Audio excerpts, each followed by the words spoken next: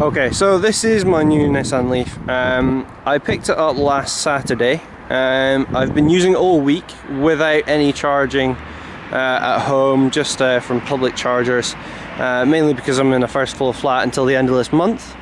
And so I can't do any home charging at all, so I'm entirely dependent on public chargers at the moment, which so far have been okay. I've used mainly the Nissan garage that works near that is near to my work, and they've been absolutely fine. They've been really helpful. I've been able to go and charge it up every single day so far that I've been at work, so that's been really good. Aside from that, I've used two other public chargers. Now, one of them didn't work, which I got to. If I'd have checked online first of all, I'd have found out that actually, according to the ZapMap, that it wasn't available and it wasn't working at the time. So that's okay. I don't mind that. It was just a bit of a learning experience because I was low on power. I was down to 20%. It was my day after I got it, but then I managed to get to another charging station at the Gallowgate and charged it up there next to the DVLA office for free. So that was all good as well. So at the moment I haven't spent anything on charging the car to get to work and back or anything like that at all, so that's been really good. So anyway, the model I went for was the Nissan Leaf Tekna. So I'm sure you've probably seen these cars before, but basically it's got some pretty cool features, I think. Bearing in mind that I'm going from a Mercedes CLS to this vehicle, there is a lot of differences. Obviously it's not the same as driving a Mercedes, however I think that I'm actually quite liking it so far. I think that a lot of the comforts that the Mercedes has to offer, this also has to offer. Now, I mean, it's not a particularly high spec Mercedes that I've got, but it does have the heated seats, which this one does as well. So it has the front heated seats and it also has the rear heated seats as well, which I'm afraid is actually full of boxes at the moment, which don't need heating. But it's also got the heated steering wheel as well. This I've always found, I've always thought of it as being a useless sort of invention. I was thinking, well, why would you need your hands warming?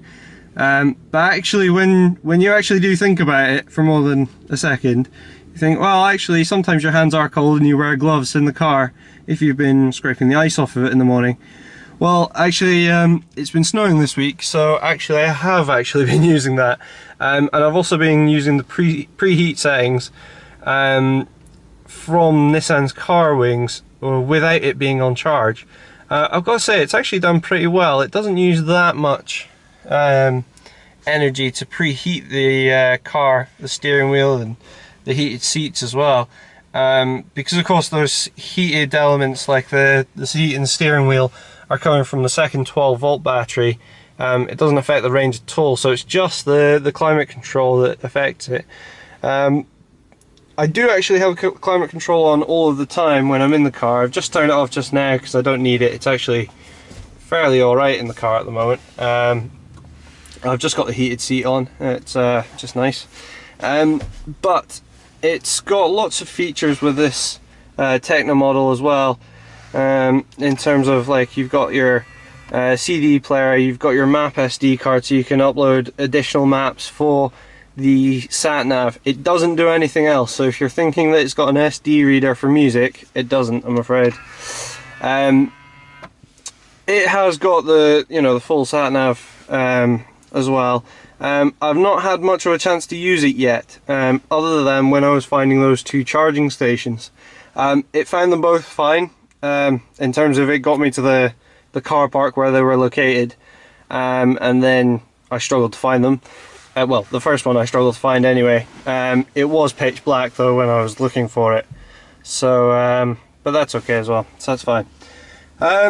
So yeah, it's got a CD player. It's only a single CD. So given that it's got all this technology, including the Bose sound system as well, which I've got to say is, it's okay. It's not the best audio that I've ever heard, that's for sure. I think my Mercedes standard audio is considerably better. but it is also better than the standard audio that you get with the Nissan Leaf, so it depends how you want to play that one. I would suggest you go and sit in both, like an Accenture and a Tecna, and just see if you actually really think you need all of the extra sort of the gadgets and stuff, which are totally not necessary, but I do quite like them myself. Okay, so in terms of this range meter that comes up on the screen, showing you where you can and can't get to, sort of thing, I've not had a chance to actually check that out yet as to whether it is actually that accurate or not. However, it says the inside circle, the white circle, is 47 miles. Now, I'm not sure what that's sort of suggesting. I'm guessing it's something like if I use all of the electrics in the car. I'm not really sure. The 68 miles is the greyish sort of area, the greyish part of the circle, the light grey I should say, which is its maximum range. Now that's what it's showing on the dash here, so if anyone has a better idea on what that is, then feel free to let me know what the white one is actually trying to represent, because I'm assuming it's just without climate control on, without heating or anything like that. I'm not exactly 100% sure on that.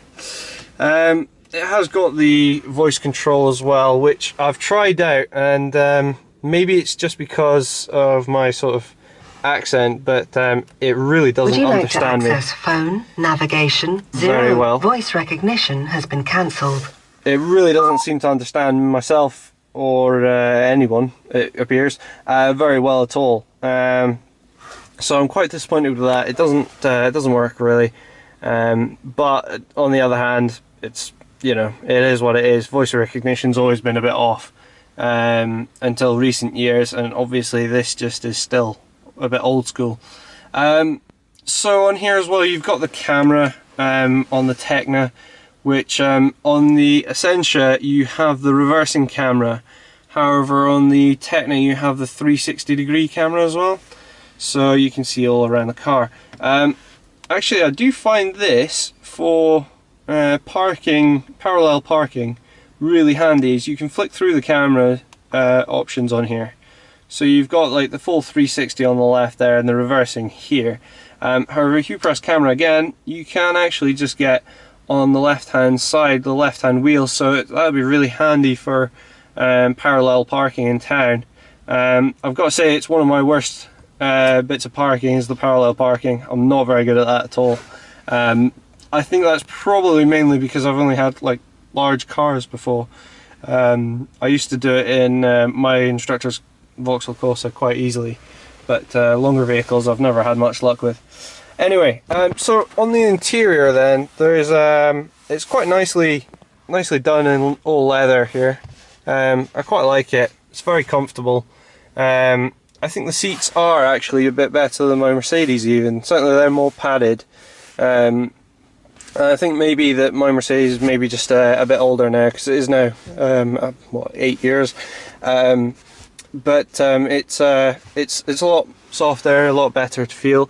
It's got your sunglasses holder here, which is great. I'm not going to go through all of the interior trim, but it's okay. One thing that is majorly wrong with this car is the interior lighting, because you have essentially that interior light and you have two reading lights, which in darkness are pretty much useless. Can't do anything with them. Really don't see the point in them at all, actually. They don't have enough light, so if anyone's got any lighting mods, I'd be more than happy to look at that. So yes, that's pretty much all there is to it in here for now. If anyone's got any questions, please let me know.